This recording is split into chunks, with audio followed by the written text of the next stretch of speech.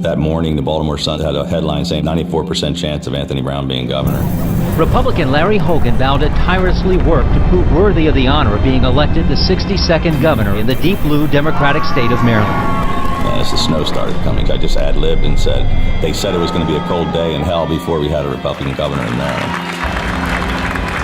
I, Lawrence J. Hogan Jr. I ran for governor because I was so frustrated with the direction our state was heading.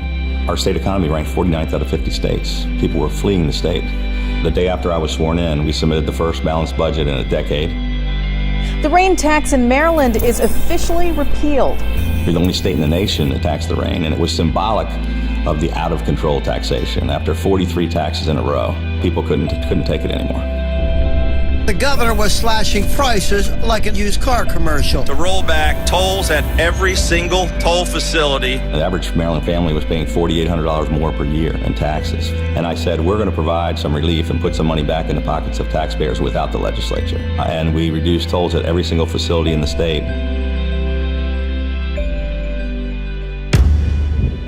Developing news out of Baltimore, violence has continued several hours since the funeral of Freddie Gray, the man who died after being in police custody. It had only been 90 days since I had been governor. When this broke out, it was the worst violence in our largest city in 48 years.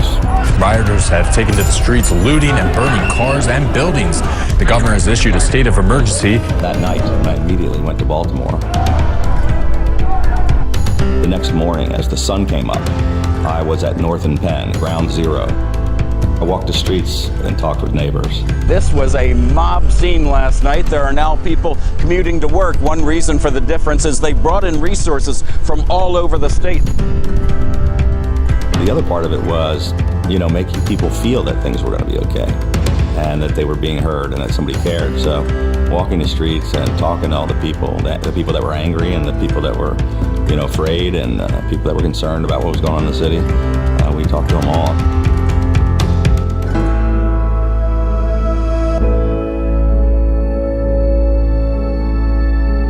I was shaving and I felt this lump that I'd never seen before, like I all of a sudden grew an Adam's apple overnight.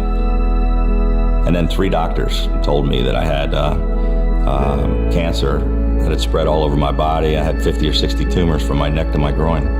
And it was very advanced and very aggressive, and that they needed me to see an oncologist immediately. I came home and told my wife, she was the first one. It happened to be Father's Day weekend. I remember my dad was crying the whole time and couldn't eat any Father's Day dinner. And the girls were, sometimes who aren't very emotional, got really emotional. I was going to have to immediately go in the hospital. I wanted to make sure that people heard it from me. And I had to do a bone marrow biopsy. And the nurse says, you're going to be under full anesthesia. We're going to give you some heavy painkillers when you get out. So don't make any major decisions. Don't drive. You're going to be kind of loopy. And I said, actually, I'm going to have a press conference this afternoon. And she said, that's a really bad idea.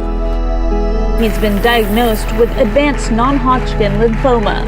I'm going to face this challenge with the same energy and determination that I've relied on to overcome every obstacle that I've faced in my life. Best news is that my odds of getting through this and beating this are much, much better than the odds I had of beating Anthony Brown.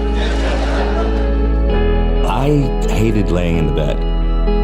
You're carrying around a thing that's got all these chemo bags hanging from it, and it's attached to a port in my chest. But I would do laps around the cancer ward to keep moving. And I talked with the patients, and I talked with their families. But there was one kid in particular, Jimmy, just a tremendous young man. He was battling leukemia. And the first time I'm walking by with my thing, and this kid yells out to me, and he says, "Hey, Governor." So I stop and I meet him and his family. He says, "They call me the mayor. I've been involved in Special Olympics for a long time, in the polar bear plunge." And we chatted up, and it's like the mayor and the governor. And I spoke at his funeral. And we went there, and I spoke to the crowd. His family was in the front row, and I said, "We're changing this first annual Governor's Courage Award. From now on, it's going to be the Jimmy Myrick Jr. Courage Award. It's going to be given in his name." You can hear about what it's like. But I never realized how I would get to know it from this kind of perspective.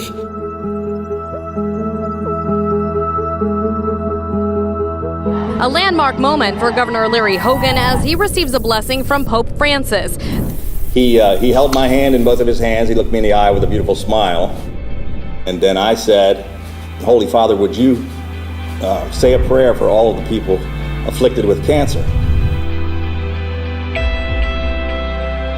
And then he put his hand on my forehead and blessed me.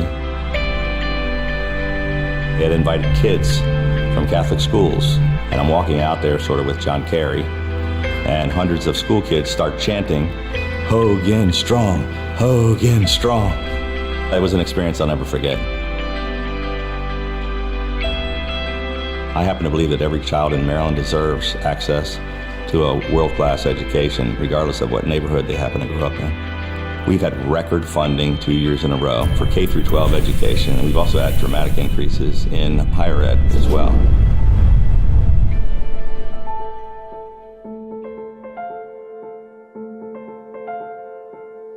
I'm very thankful to be able to report that incredibly, as of today, I am 100% cancer-free and in complete remission. I was happy and thankful, and I was there with my whole family and my kids and my granddaughter. I mean, it was a pretty darn good feeling. The most recent polls show nearly 3/4 of Marylanders happy with the direction the state is heading and approving of the job that we're doing. Larry Hogan has the approval of Maryland voters. 63% of Democrats and 88% of Republicans think he's doing a good job. We've gone from 49th out of 50 states to number 11, up 38 spots in 20 months. It's the greatest economic improvement of any state in the United States of America. We went from last place in the Mid-Atlantic region in job creation to first place. Our unemployment is down to 4.2%, one of the best in the country. Businesses are growing, they're investing, they're hiring more people. The businesses are returning to the state. In a push to clean up blighted communities plagued with vacant homes, Baltimore City Mayor Stephanie Rawlins Blake and Governor Larry Hogan joining forces announcing a multi-year, multi-$100 million plan that includes demolishing vacant homes, creating green spaces, and community reinvestments. We're doing what we said we would do. People are now hopeful about the future of Maryland. And we're going to continue to fight to change Maryland for the better.